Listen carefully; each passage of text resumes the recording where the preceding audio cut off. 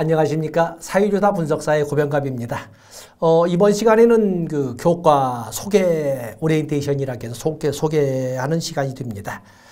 첫 번째 과목이 바로 조사 방법과 설계 아니겠습니까? 그래서 사유조사 분석사 보면은 우리가 필기로에서 조사 방법과 설계, 그다음에 조사 관리와 자료 처리, 그리고 통계 분석과 활용, 이게 세 과목으로 되어 있고, 그리고 2차에 가서 실기가 있지 않습니까? 물론 이거 제가 다루는 것은 1차 필기를 다루고 있는 겁니다. 첫 번째 과목인 조사 방법과 설계 30문항 나오지 않습니까? 그 때문에 우리가 시험이라고 하는 것은 물론 우리가 상대평가가 아니어서 누구를 떨어뜨려야만 내가 합격하고 그건 아니겠습니다만 적어도 시험에는 장난이 없다. 절대평가라고 해서 우습게 만만하게 이렇게 봐서는 안 된다는 것을 다시 한번 말씀을 드립니다. 첫 번째 제1과목인 조사 방법과 설계에는 바로 조사 목적과 조사 절차에 대한 내용이 처음에 언급되어 있습니다. 조사 목적이야. 왜 조사하는데? 물론 우리가 영어를 번역할 적에 조사, 리서치라고 하든 스터디라고 하든 그래 조사를 연구라는 말도 혼용하고 있습니다만 왜? 라는 단어, why에 대한 답이 목적이 되지 않겠습니까? 때문에 의사 결정을 할 적에 우리가 보면은 특히 사회과학 분야에서 연구하시는 분들은 또 논문을 쓰시는 분들은 의사 결정에 최종 결단을 내릴 적에 그에 대한 전략적 대안을 찾기 위해서는 조사 과정을 거쳐야 되는 거거든요. 특히 이제 논문을 쓸 때 보면은 선행 연구와 같은 것 등이 앞에 존재하게 되는데 바로 그런 과정을 통해서 전략적 대안을 수립하게 되고 그리고 내게 필요한 지식을 제공받을 수도 있고 내가 리더 입장에서 필요한 지식을 제공할 수도 있고 또 그러면 새로운 이론을 정립할 수도 있고 이런 목적을 가지고 사유조사를 하게 되는 것입니다. 그럼에도 이 조사 절차에서는 다양한 절차로 학자들이 다양하겠지만 일반적으로 설명할 적에는 어떤 문제나 주제가 선정이 된다면 그에 대해서 가설을 설정하고 가설을 검증하기 위한 사전 전략으로 사전 말하자면 각본으로 조사 설계 또는 연구 설계를 하게 됩니다. 그 설계 안에 의해서 자료를 수집한 다음에 수집된 자료를 분석하고 해석합니다. 많은 사람들이 여기까지를 조사 또는 연구라고 하는데 그러지 않습니다. 적어도 우리가 사회과학에서 조사나 연구라고 하기 위해서는 반드시 혼자만 알아서는 조사나 연구라고 하지 않습니다.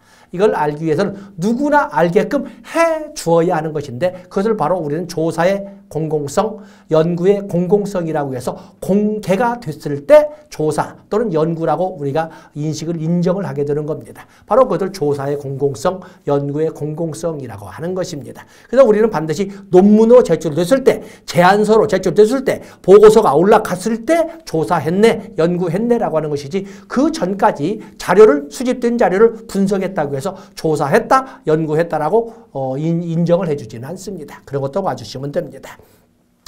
그런가 하면 우리가 사회에 급변하는 현상 속에서 조사할 대상이나 범위를 얼마나 넘겠습니까?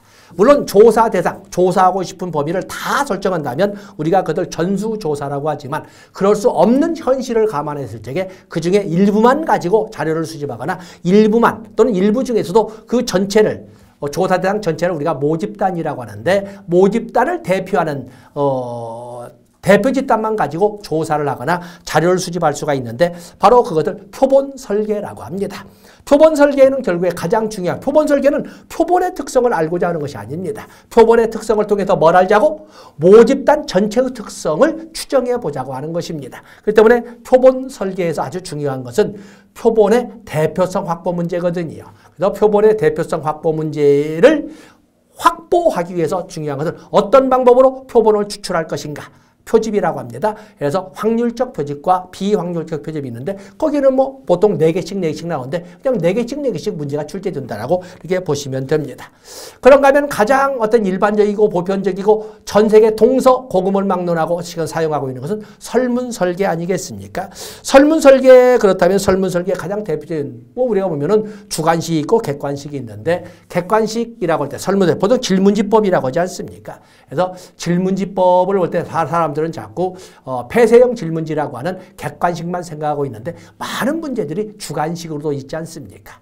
그래서 객관식, 주관식이라고 하는 폐쇄형 질문과 개방형 질문으로 나누어서 각각의 질문 문항을 만들 때 고려사항에는 뭐가 있는가? 또 그런 과정에서 소위 연구자들은 신이 아니기 때문에 당연히 실수를 할 수밖에 없는데, 물론 표본 설계에서 그 표본 설계에서 필연적으로 나타날 수 있는 신이 아니기 때문에 나타날 수 있는 실수, 표본 오차 또는 표집 오차가 있는 것처럼 이 설문 설계에서도 당연히 많은 오차가 있는데, 그거에 대해서는 우리가 측정의 오차, 측정의 오류라고 하고, 거기에는 체계적 오류와 비체계적 오류로 나눠보고 있습니다.